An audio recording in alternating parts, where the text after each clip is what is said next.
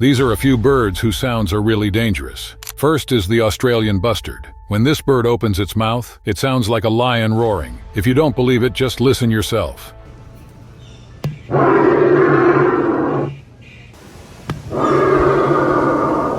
Next comes the screaming piha bird, whose call sounds exactly like a police siren.